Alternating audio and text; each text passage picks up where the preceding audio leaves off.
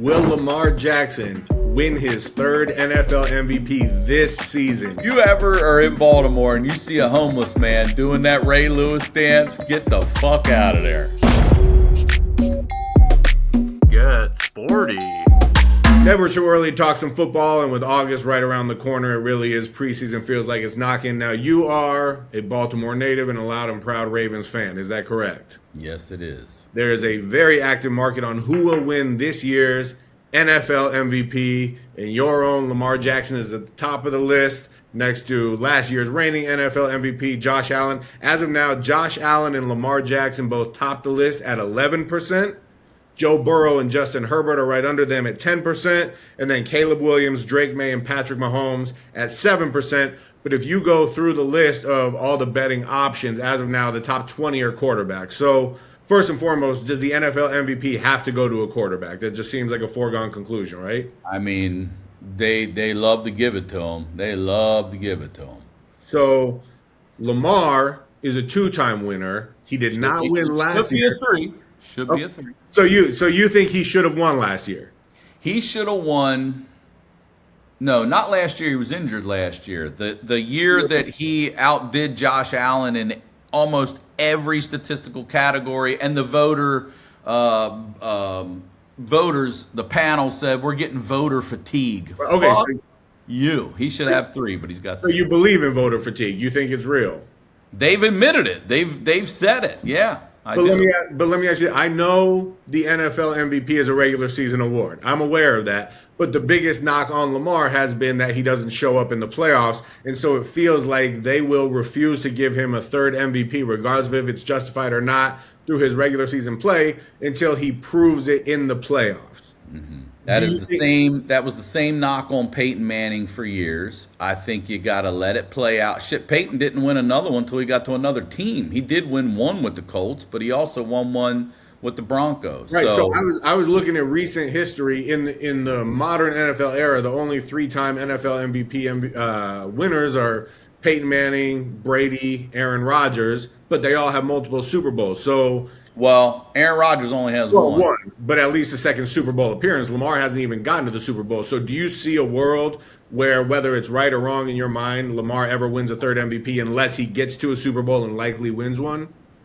Lamar is going to win yes. Yes, to answer that question, yes. But if you go back and look at Lamar's games, postseason, he's fumbled a couple times, whatever. But it ain't Lamar that's not showing up in those games. We have Zay Flowers fumbling it at the goal line. We've got Mark Andrews dropping a wide open two-point conversion. We got this rookie kid. Well, that was the go. He misses the kick.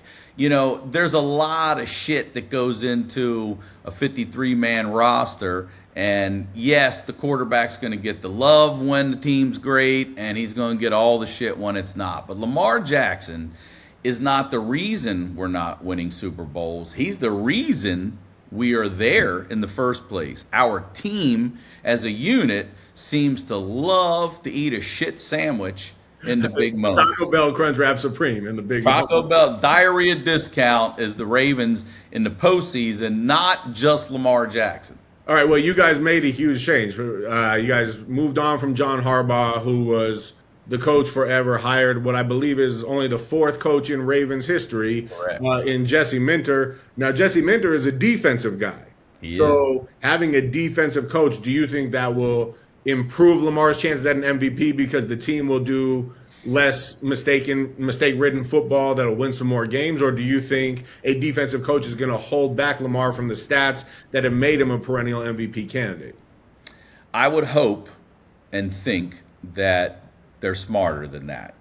We are a defensive team. We have lost that identity in the fourth quarter for the last 4 seasons. I mean, if I love that we have a defensive-minded coach. Now, it doesn't always translate to, success in Super Bowls. We had Marvin Lewis, our D coordinator in 2000 for the greatest defense in the history of the league. He went on to Cincinnati. They never won a Super Bowl under him. So it doesn't always translate that way, but what we have been missing is that swagger and that defensive attitude and the closeout mindset. Like, the fourth quarter, we just look like the fucking bad news Bears every time.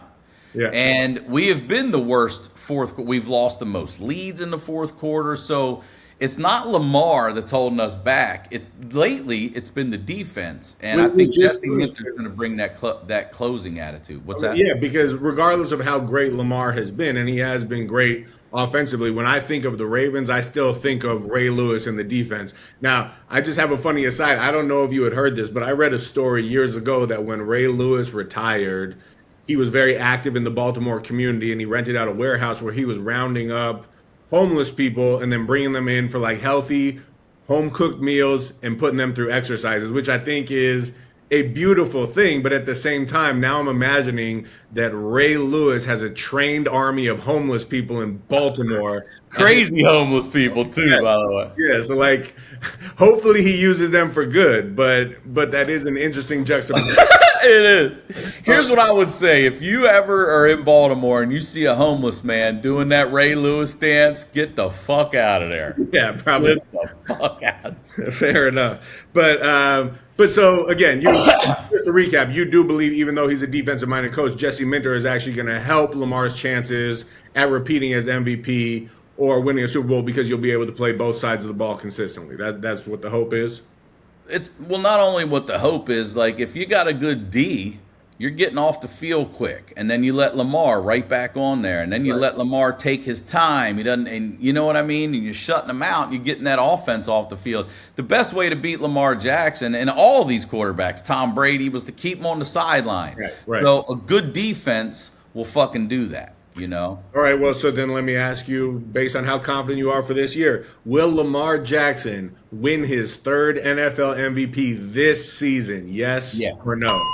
I believe he will. And I say it not just as a fan. Like, I really, because if you ask me some Oriole questions, I'm a diehard Oriole fan. It ain't going to be all sunshine. All right, well, perfect transition. That's what's coming up next. Okay, but yeah, what you got? I say yes because of his track record and his history. Each time he's had a new offensive coordinator, he has fucking excelled and flourished.